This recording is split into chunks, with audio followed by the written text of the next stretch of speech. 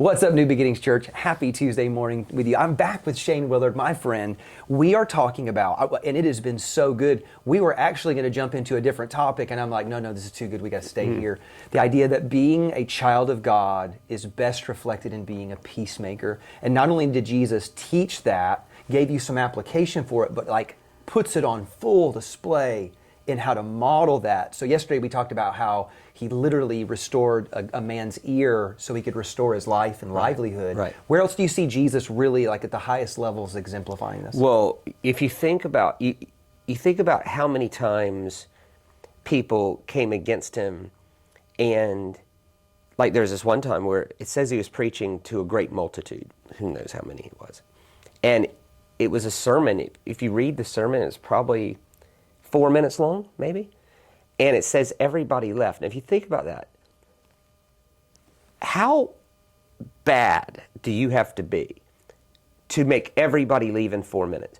Just basic decorum says, hear the man out for 5 minutes, right? Like, seriously. By the way, I don't want to jump ahead, but is this the eat my flesh, drink my blood moment? Yeah, I don't remember the topic. I remember they all walked away. This is the part that stuck me as a communicator is, Jesus is frustrated and said, are you going to leave too? Yes. To his disciples. And they're like, we're not going to leave because we don't have anywhere else to be, which is less than profound. And and then one of them says, we don't want to be Johnny Raincloud here, but they didn't buy what you were selling. And he goes, I know, but if my Father hasn't prepared their heart to hear it, who am I to try to convince them? So instead of acting with violence to unacceptance, he just went, maybe they weren't ready.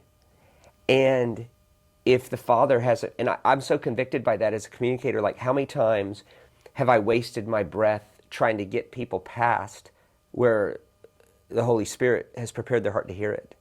And if Jesus wasn't doing that, I shouldn't. And so where you really see something like this is at the cross, which you could pick any aspect of the cross. The beating, he took it, didn't smite. And they're really calling his bluff. Hey, they're like, come on, call him down. Come on, bro. Like if there was ever a moment where someone was going to go, all right, fine, I'm going to flex on you. You don't want none of this. Yeah. Right? It would have been that.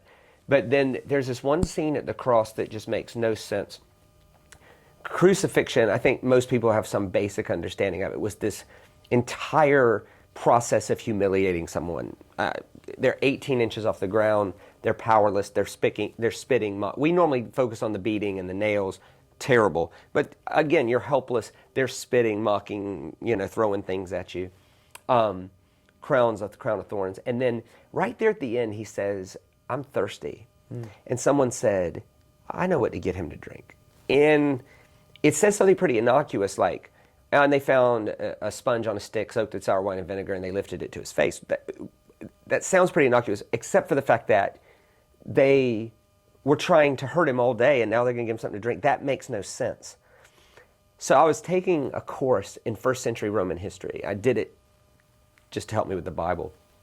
And the session of the day was first century Roman hygiene, which, by the way, as an aside, if we woke up right now in first century Galilee, we'd all throw up in 10 seconds and we'd die in 3 days. I mean, it just would have been unbelievable. The sanitation, it's just gross. And so the Romans did some good things for Galilee. Before the Romans got there, you just pooped in a bowl, right? You just, every house had a poop bowl and then you'd throw it out, right? The Romans were like barbarians or something. Like, what's happening here? And so they put in these centralized, bathhouse things. And the problem is, how did you clean yourself? So all you have to do, this is not secret, if you Google first century Roman toilet paper. It was a sponge. It was a sponge on a stick. And the way you sanitized it was you took undrinkable wine and vinegar and you had a bucket and you swirl it, and it would sanitize it to first century standards. And so Jesus is helpless, and he says, I'm thirsty. And there was somebody there that was cruel enough to go get a dirty public toilet butt wiper and lift it to Jesus' face. And even then, he's like, forgive him.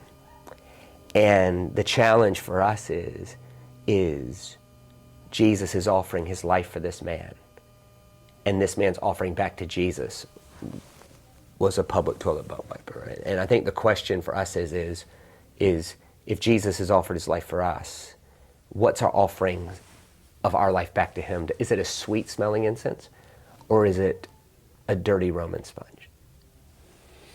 This I think really gives you a perspective of the great love of Christ, particularly displayed on the cross and through the cross, and to sometimes even be overwhelmed by that, to be humbled by that, to be obviously challenged by that, to say, if I'm going to follow the way of Christ, and that's what he did, that's the aim, that's the goal, Right. That's where we're going. And that's not something to believe in. That's a fundamental way to shape the world.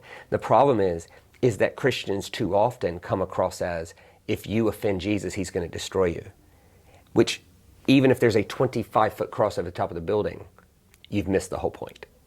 And Jesus bought what he sold. He lived it. Yep. Amazing, amazing. I can't wait to hear more. Church, I love you. God bless you guys. We'll see you tomorrow.